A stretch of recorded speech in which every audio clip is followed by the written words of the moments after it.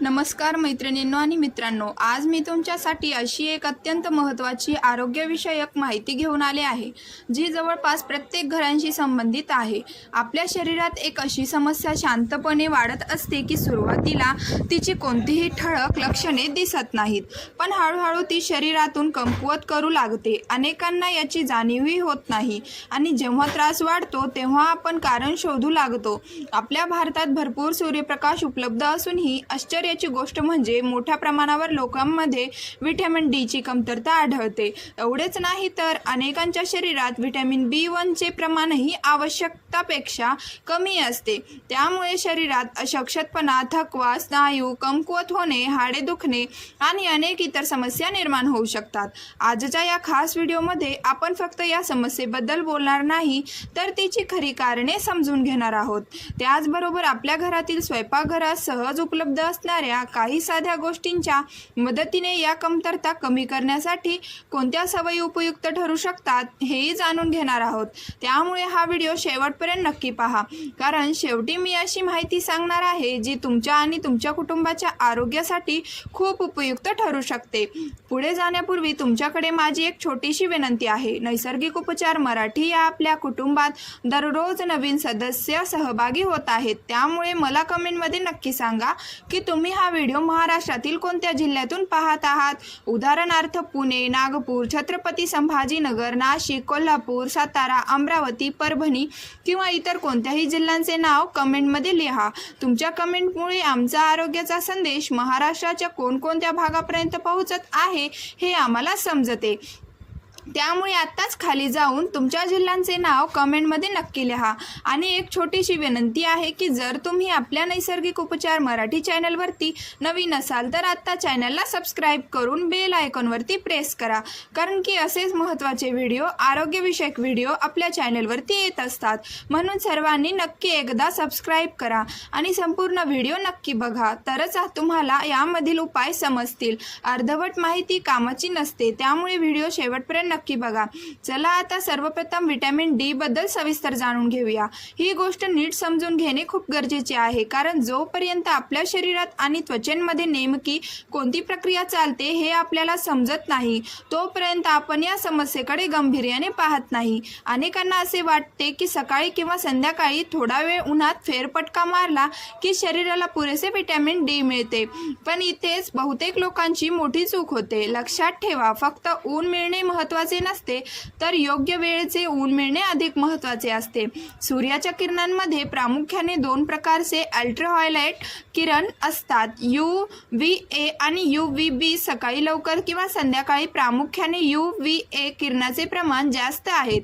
हे किरण त्वचेवर परिणाम करू शकतात, पण शरीरात व्हिटॅमिन डी तयार होण्यासाठी ते फारसे उपयुक्त नसतात। संशोधनानुसार जेव्हा सूर्य आकाशात बराच वर आलेला असतो आणि तुमची सावली तुमच्या उंचीपेक्षा लहान दिसू लागते तेव्हाच UVB किरणे प्रभावीपणे पृथ्वीवर पोहोचतात। भारतात साधारणपणे हा कालावधी सकाळी 11 ते दुपारी 2 या वेळेत असतो। या वेळेत योग्य प्रमाणात आणि सुरक्षित पद्धतीने सूर्यप्रकाश मिळाल्यास शरीराला व्हिटॅमिन डी तयार करण्यास अधिक मदत होऊ शकते। आता यातील सर्वात महत्त्वाची गोष्ट समजून घ्या। ज्या वेळेस सूर्यप्रकाशातून शरीराला सर्वाधिक प्रमाणात व्हिटॅमिन डी तयार होण्यास मदत मिळू शकते त्याच वेळेत ऊन सर्वाधिक तीव्र असते, त्यामुळे आपण आपोआप सावली शोधतो किंवा घरात राहणे पसंत करतो। परिणामी दिवसभर उजेडात वावरूनही शरीराला आवश्यक असणाऱ्या UVB किरणाचा पुरेसा लाभ मिळत नाही आणि व्हिटॅमिन डी ची कमतरता हळूहळू वाढत जाते। निसर्गाने भारतीयांच्या त्वचेला मेलेनिन नावाचे एक नैसर्गिक संरक्षण दिले आहे। यामुळे आपल्या त्वचेचे रंग गडद किंवा सावळा दिसतो आणि सूर्याच्या काही हानिकारक किरणापासून त्वचेचे संरक्षण होण्यास मदत होते। थंड प्रदेशात राहणाऱ्या लोकांच्या त्वचेत मेलेनिनचे प्रमाण तुलनेने कमी असल्यामुळे त्यांना कमी वेळ सूर्यप्रकाशात राहूनही व्हिटॅमिन डी तयार होण्यास मदत मिळू शकते। मात्र आपल्या त्वचेतील हेच मेलेनिन UVB किरणांना त्वचेच्या आत खोलवर पोहोचण्यापासून काही प्रमाणात अडवते।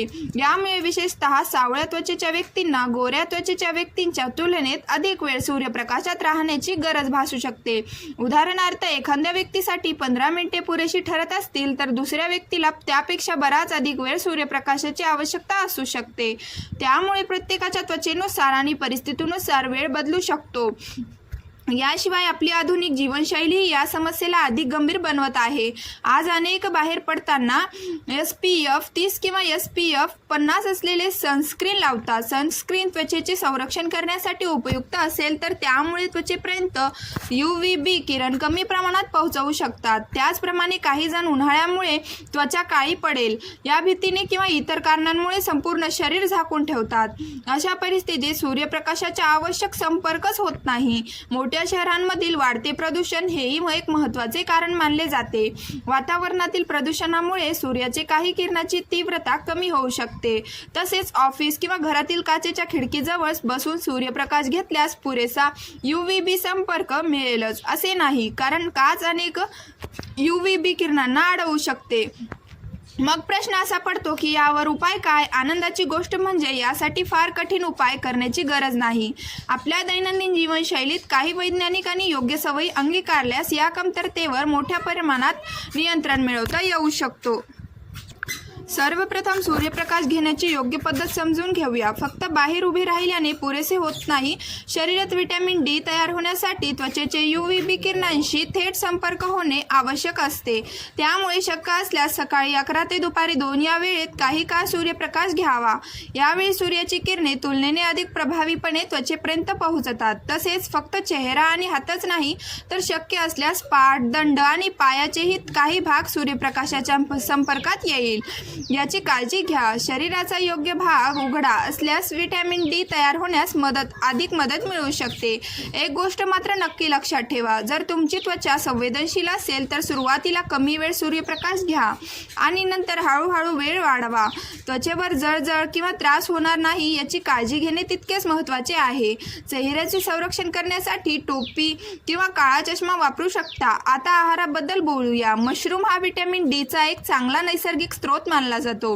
अनेकांना माहिती नसते की मशरूममध्ये असलेली काही घटक सूर्यप्रकाशाच्या संपर्कात आल्यानंतर बदलतात. त्यामुळे मशरूम वापरण्यापूर्वी काही वेळ स्वच्छ सूर्यप्रकाशात ठेवून नंतर शिजवून खाल्ल्यास त्याचा अधिक चांगला फायदा होऊ शकतो. विशेषतः शाकाहारी लोकांसाठी हा एक चांगला पर्याय ठरू शकतो. जर तुम्ही अंडी खात असाल तर त्यातील पिवळा ब्लक टाकून देण्याची चूक करू नका, कारण व्हिटॅमिन D प्रामुख्याने बल्कात आढळते. त्यामुळे योग्य प्रमाणात उकडलेली अंडे बल्कासह खाल्ल्यास शरीराला त्याचा फायदा मिळू शकतो. मांसाहार करणाऱ्या लोकांसाठी काही प्रकारचे मासे देखील व्हिटॅमिन D चे चांगले स्रोत मानले जातात. आठवड्यातून 1-2 वेळा योग्य प्रमाणात माशाचे सेवन केल्यास त्याचेही लाभ मिळू शकतो. तसेच बाजारातून दूध, तूप किंवा खाद्यतेल खरेदी करताना त्यावर व्हिटॅमिन D आणि व्हिटॅमिन A ने समृद्ध फॉर्टिफाईड असल्याचे चिन्ह आहे का हे एखादा नक्की तपासा. अशा पदार्थांमधूनही शरीराला आवश्यक पोषक घटक मिळण्यास मदत होऊ शकते. म्हणूनच मैत्रिणींनो आणि मित्रांनो, फक्त औषधांवर अवलंबून राहण्यापेक्षा योग्य सूर्यप्रकाश, संतुलित आहार आणि आरोग्यदायी जीवनशैली या 3 गोष्टी अंगीकारल्या तर व्हिटॅमिन D ची कमतरता टाळण्यासाठी मोठी मदत होऊ शकते. शेवटी आणखी एक अतिशय महत्त्वाची गोष्ट लक्षात ठेवा. व्हिटॅमिन D हे फॅट सोल्युबल म्हणजे चरबीत विरघळणारे जीवनसत्व आहे. त्यामुळे शरीराला ते योग्य प्रकारे शोषून घेण्यासाठी आहारात थोड्या प्रमाणात निरोगी चरबी असणे आवश्यक असते. म्हणून जेव्हा तुम्ही व्हिटॅमिन D असलेले अन्न खात असाल किंवा डॉक्टरांच्या सल्ल्यानुसार सप्लिमेंट घेत असाल तेव्हा जेवणांमध्ये योग्य प्रमाणात तूप, कोल्ड प्रेस्ड तेल किंवा बदाम, अक्रोड यासारख्या हेल्दी नट्सचा समावेश करण्याचा प्रयत्न करा. यामुळे शरीराला व्हिटॅमिन D चा अधिक चांगला उपयोग करून घेण्यास मदत होऊ शकते. आशा आहे की तुम्हाला व्हिटॅमिन D ची कमतरता टाळण्यासाठी कोणत्या गोष्टीकडे लक्ष द्यायचे आहे हे स्पष्टपणे समजले असेल. त्यामुळे आजपासून या छोट्या छोट्या सवयी आपल्या दैनंदिन जीवनात समाविष्ट करा.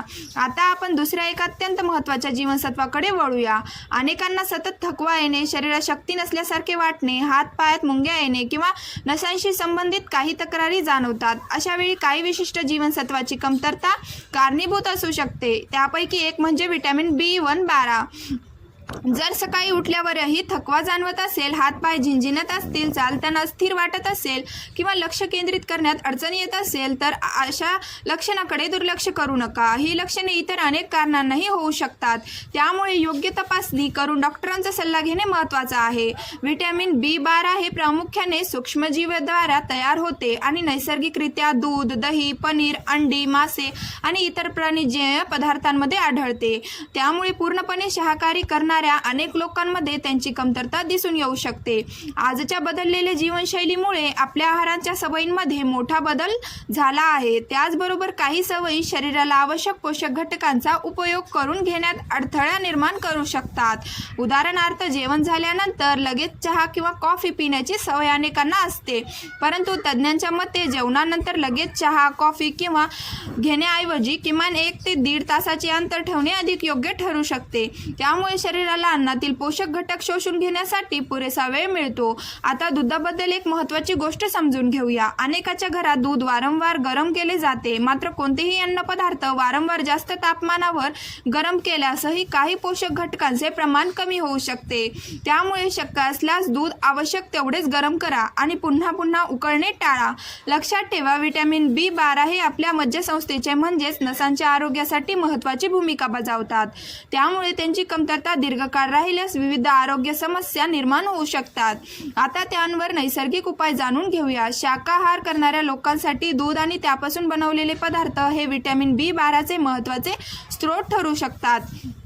सर्वप्रथम दही आणि ताक. दहीमध्ये उपयुक्त जिवाणू म्हणजेच प्रोबायोटिक्स असतात, जे पचन संस्था निरोगी ठेवण्यास मदत करतात. त्यामुळे दररोज ताजे दही किंवा दुपारच्या जेवणासोबत 1 ग्लास ताक घेतल्यास पचनासाठी फायदा होऊ शकतो. याशिवाय पनीर देखील एक उत्तम पर्याय आहे. पनीरमध्ये प्रथिनेसोबत अनेक महत्त्वाचे पोषक घटक असतात, मात्र पनीर डीप फ्राय करून खाण्याऐवजी हलक्या पद्धतीने शिजवून किंवा भाजून खाल्ल्यास त्यातील पोषण मूल्य अधिक चांगल्या प्रकारे टिकून राहते.